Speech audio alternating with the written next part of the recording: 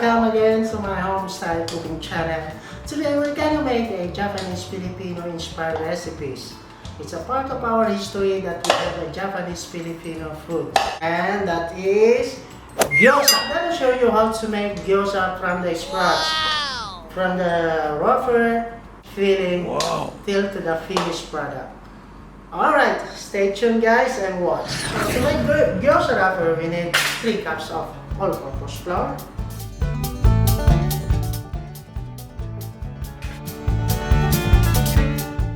1 teaspoon of salt, mix it together, pour on the center, 1 cup of warm water, mix until absorb all water.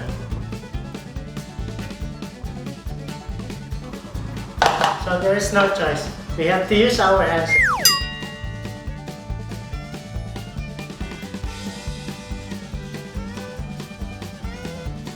So the water content is depending on the kinds of flour. Some flour required a little bit more water, some flour required less water.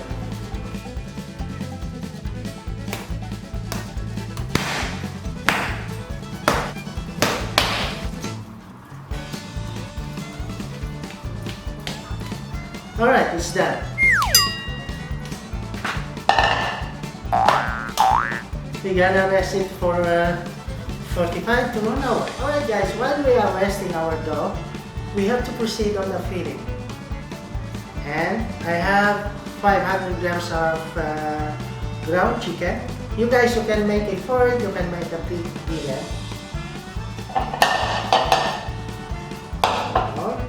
And then we need chives. But I'm going to use a spring onion scallion actually, because it's really difficult to find chives.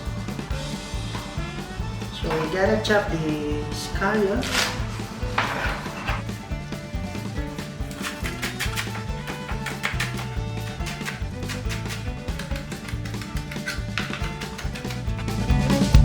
And then the cabbage.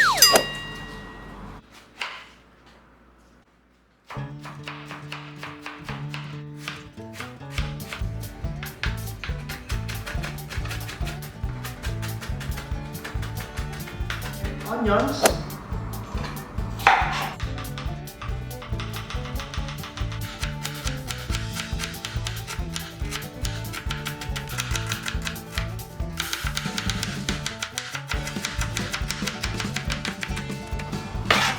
alright, then garlic,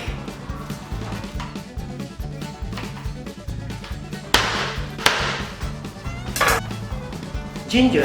The easiest way how to fill ginger is by using a spoon.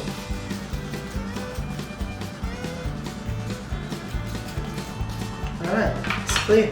Alright, for our filling, we're gonna season with 1 teaspoon of salt, black pepper on it. Japanese soy sauce guys, it's a Kikkoman soy sauce. So, 2 tablespoons of Japanese soy sauce. 1 tablespoon of sesame oil, 1 tablespoon of oyster sauce, and then 1 tablespoon of corn flour, just for the binder. Mix it.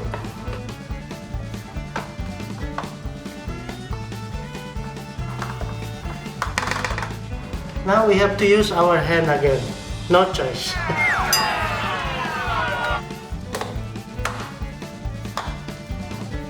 Gonna add our cabbage, scallion or spring onion or chives. We chop onion and then mix by hands again. We have to grate our ginger.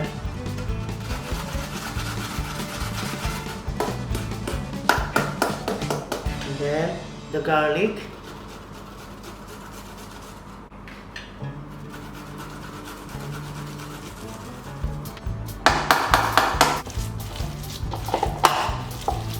Alright, it's done. So we're gonna put in the plates. Alright, now it's time to make our gyoza wrapper.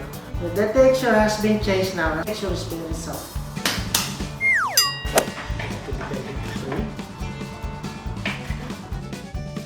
In this basic recipe, guys, you can do a lot of dumplings, either steamed or fried. And practically, we can keep in the fridge. Just cover with a newspaper or baking paper. You can cut the dough by using the hand, and that's another kind of skills.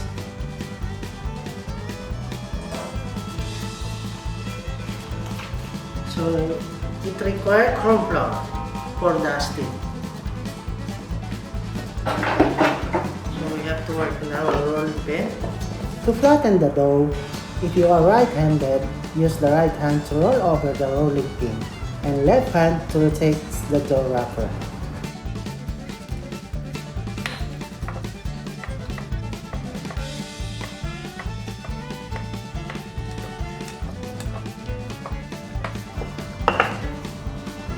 During the first time, it's really difficult because it requires skills. I hope in this video I answered those difficulties and challenges to find a ready-made gyoza wrapper or dumplings wrapper. Guys, if you have pasta maker at home, that's really perfect in this procedure. Just run through the pasta maker to flatten the dough and cut with the ring cutter. So simple as like that. Don't worry, if it is not perfect round, you can cut the edges by using the cutter, round cutter.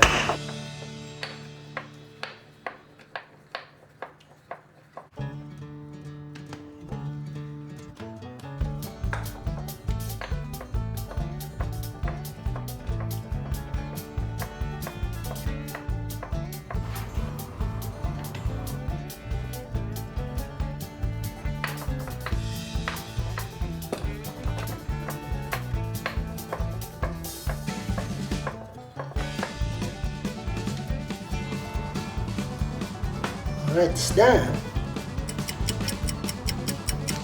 We're gonna wrap now our gyoza. Alright, the gyoza wrapper. Put the filling on the center and then wet the edges with water. Partially fold into halves and then start folding. Fold, pinch, fold, pinch, fold, pinch until the end. So it will come up like this.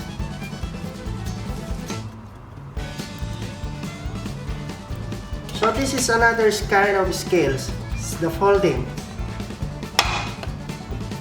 So water on the edges, partially fold into half, and then start folding on one side, like this way. It will come up like this. One more. Filling on the center, fold partially, and then start folding by the right hand on the other side.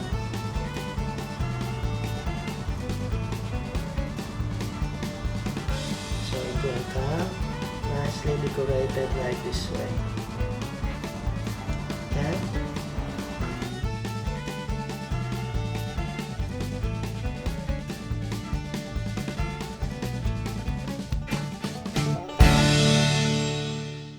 A bit complicated to do at home, but you guys, practically you can do in advance and store in the freezer and cook.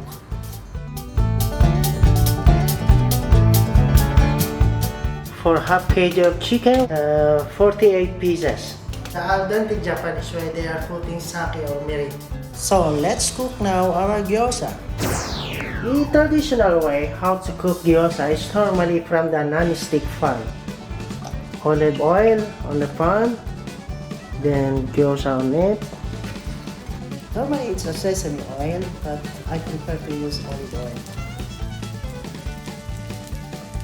Same with the other side.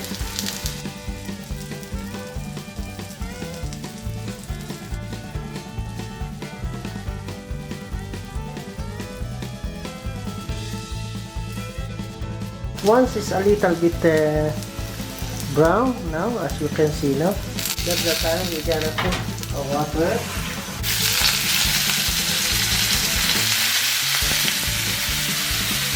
the purpose of the water is to get steam on it.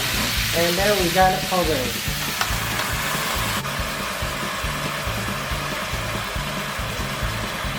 It's almost dry up, so let's see, guys. Yeah. Alright, guys. It's the perfect one. Now it's golden brown on the bottom. I like gyoza because of the unique texture on it. The bottom is crunchy while on top is so chewy.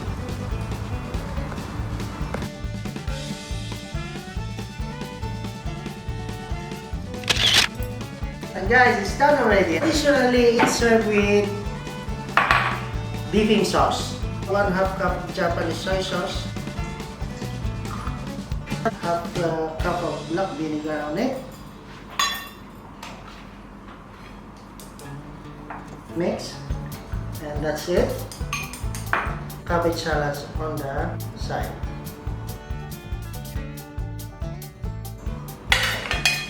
And that's it. Guys, now my favorite subject and my 2 children. Let's eat. Wow. So this bottom is crispy and top is chewy.